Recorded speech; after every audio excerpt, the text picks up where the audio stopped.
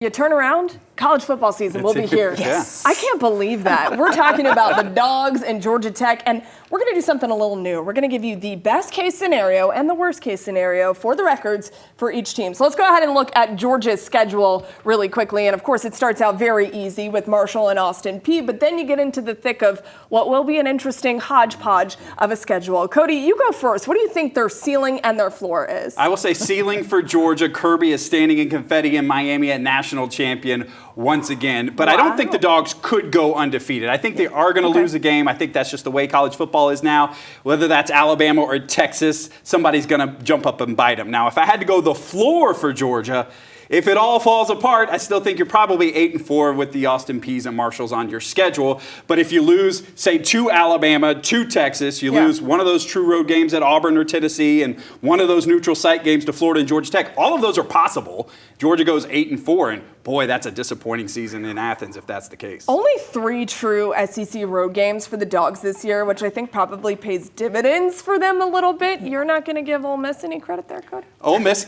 sorry, I forget Ole Miss, but yes, jumped up and bit them big time last year. Now you get that game at home. Georgia does get all those games that were on the road last year at home this year. That's the good news. But yeah, it's so tough. All right, Tenitra, let's see. What do you think the best case scenario is for the Bulldogs and the worst case scenario? So I'm going to give Ole Miss, I'm giving Hotty Toddy some credit. Let's go. Yeah, I'm giving them credit. Listen, Georgia is ranked number 4 in the preseason polls, so they really don't have a lot of room for error just in terms of Penn State being at 3, Ohio State 2, and of course Texas number 1. But that said, Kirby Smart has never had a season where they've won less than 8 games, and I don't think that's going to start. I think it's a 10-2 season for them this year. I think that, Ole Miss is the one that I think might trip them up. Yes, I know that game's in Athens this time, but I just think sometimes it plays in your head. That game at Rocky Top is just concerning to me. I think they're going to get up for Alabama. I think they're going to get up for Texas, but I do think that's where they could be tripped up. And you think that 4 losses is probably the worst they're going to do? Yeah, and even with the 10-2 record, I still think they get to the college football playoff final and possibly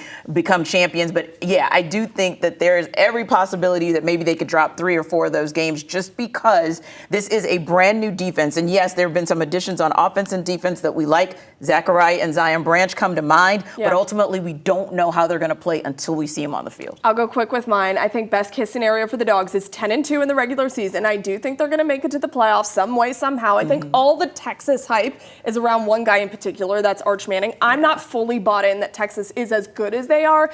I don't actually give them a loss to Texas in these 2 losses, which I think is very interesting. I think that they can't lose any more than 2 games. Just looking at the schedule, even though Florida's much improved, that's kind of a trap game sometimes. I do think they are going to lose to Ole Miss. I'm saying it here not because I went there, but because Ole Miss has shown that they can hang with all of the big dogs, no pun intended. And then my worst case scenario, 8-4. I don't see them losing any more than 4 games, and even that, honestly, I think was a little much for me. Let's go to Georgia Tech. This is a team that nationally people are starting to finally pay attention.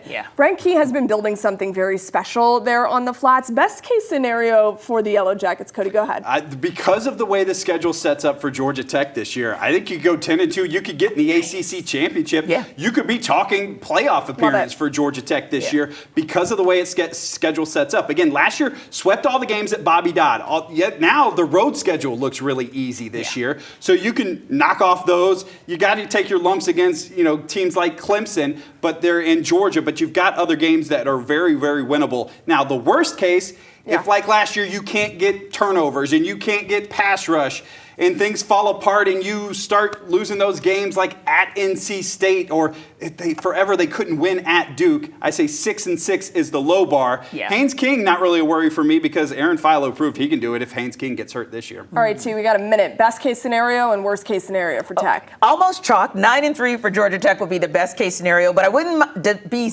shocked if I saw 10-2. Wouldn't mind if I saw it because 2 words, Haynes King. 2 words, Haynes King. Worst case scenario, I think it could be 7-5, but I honestly don't think that's going to happen because I agree with Cody. They have the most favorable schedule in the ACC, and I think that is going to bode well for Georgia Tech this season. For me, for the Yellow Jackets, buy all the stock into this team that you can. I think they're going 10-2, and I really do think that they are going to play for an ACC championship. I don't think if you're Haynes King or Jamal Haynes, you come back not to be in that position. They are Yes. ready to take this team to the next level. You saw what they did in Athens, didn't get the win, but they were real close. I think worst case scenario for this team, 8-4, and even that I think is a little aggressive because I think this team is going to win. You don't bring guys like Buster Faulkner in and extend his contract and do all these things. They're ready to win. 7.5 is what Vegas has their win total, so you're going above, right?